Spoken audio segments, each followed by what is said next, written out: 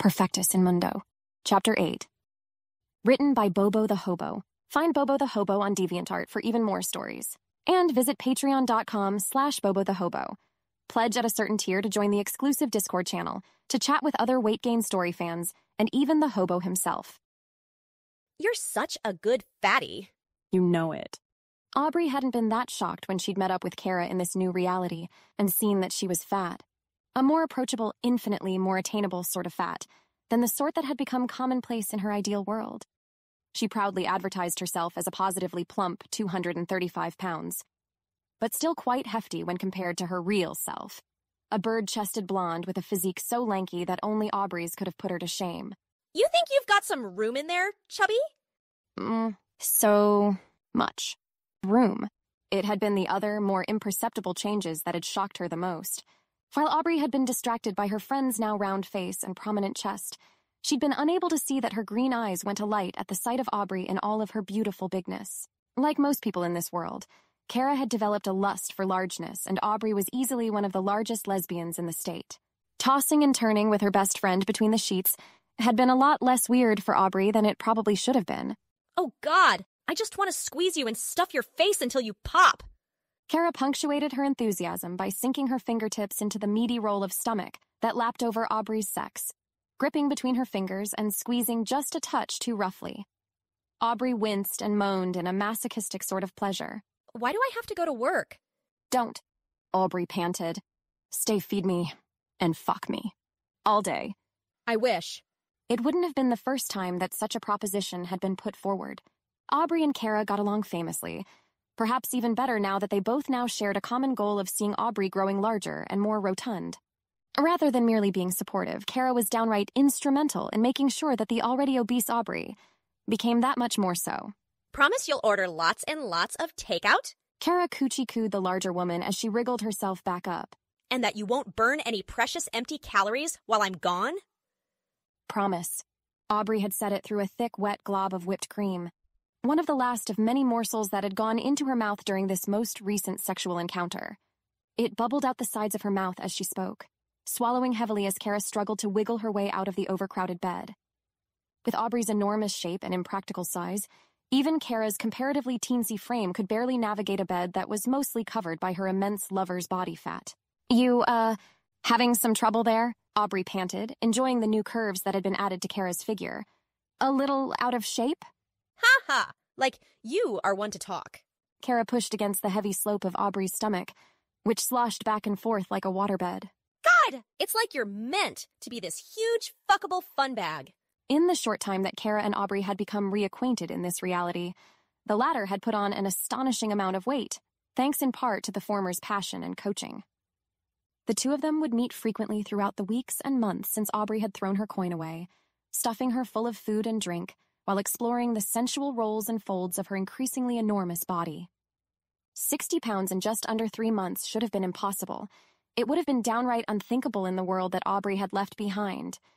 But laying in bed all day, being fucked and fed by her best friend whenever she ventured out of the house, and being spoiled and doted over by her mother whenever she stayed in, not to mention the booming social life she'd found as a stunning but sizable head-turner in this world, Aubrey could and often did lose track of the fact that she was eating almost constantly, and in huge amounts. The fact that she was rapidly approaching 700 pounds had only incentivized Aubrey into leaning further into the hedonism that had brought her to this point. So, in reality, she really was eating more than ever. Just in either reality. Want some help up? Please. At her size, Aubrey required help doing the most basic of tasks.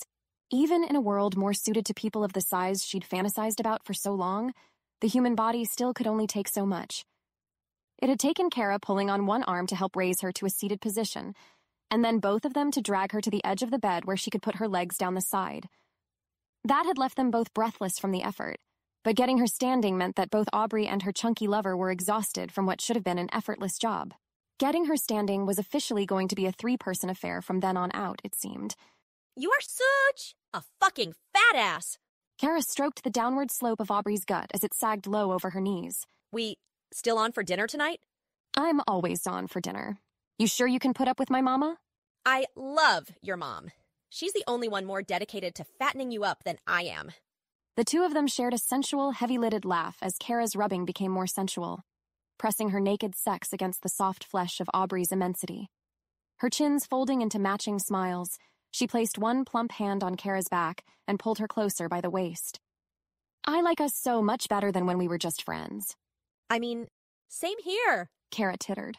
Watching you get fat up close is way better than watching it from afar. Kara fingered the skin around the fold of Aubrey's smothered navel. Her chubby toes curled in pleasure at the delicate sensation, before her hand opened to palm the roll and squeeze it gently. Especially when I get to play a more direct hand in it. A more direct hand Kara most definitely had. Of the many things that had been altered in the grand scheme of things, Aubrey's dating life had apparently been one of them, though that wasn't entirely unexpected. And while her history with Kara was definitely shorter than it had been back on the other side of the coin, it was undeniable that she had had the most effect, out of Aubrey's many short-term dates since then, in helping to heft her up into further sizes. A perennial dateless loser back where she came from, Aubrey had apparently enjoyed a long string of lovers not unlike her sister Riley. Her mother, just as comfortable with her daughter's homosexuality in this reality as she was in the other, had facilitated meeting these women with gusto. And gusto, to the plump homemaker that had constituted her mother here, meant with a grand meal that had taken a few days' notice to prepare, but only one evening to be, almost, consumed in its entirety. Rather than any of the usual routine reserved for when a daughter brought home a new flame, Aubrey's mother doubled down on making sure that everyone had enough to eat. The entire kitchen was transformed into an assembly line of consumption, with a good portion of it designed to keep Aubrey satisfied. Her passionate, unhinged glee when attacking the dinner table had meant that any and all conversation that had occurred was underscored by the sounds of her manic binging. In another world, those seated at the dinner table would have been aghast at the display of gluttony that Aubrey put on, but here it was tolerated if not silently encouraged. While Aubrey ate, they did the best that they could to get to know one another. So, you're Aubrey's sister, right? Kara smiled pleasantly at the chubby little wallflower that had been desperately avoiding conversation throughout the night. She talks about you all the time. Oh yeah? Riley scoffed. Does she say good things? She says that you're just as much of a lady killer as she is. Kara laughed. She said something about a girlfriend. Stephanie, right? And it had clearly meant to be an innocuous comment, a little icebreaker between two people seated at the table who had nothing in common except for the gorging hog at the other side. But Riley visibly clammed up and retreated into herself at the mention of her professed status as a successful dater, or anything close to resembling what Aubrey had claimed for herself in this reality. The name Stephanie seemed to upset her in particular. This was where her brown eyes shot away from the table, and she started to retreat back into the remains of the dinner she'd been unable to finish. Mama? Aubrey panted, hot and stupid after having gorged herself on enough food to feed any other family on the block. More! Her mother clicked her tongue in that matronly way that she did, wiggle-waddling over and kissing her daughter on the forehead. She was stuffed and delirious, beached at the dinner table yet again after having eaten far more than she ought to have. You're making a little piggy out of yourself in front of your girlfriend, her mother chided gently. Kara, please, would you like some more? Oh, no, ma'am. Kara turned away from Riley, lust evident on her face as she watched Aubrey huff and puff at the head of the table. I'm feeling just fine. Aubrey can have whatever she wants. A quick addendum. Equal parts in the name of being a gracious guest and hoping to get Riley out of her shell. Or Riley, if you want to.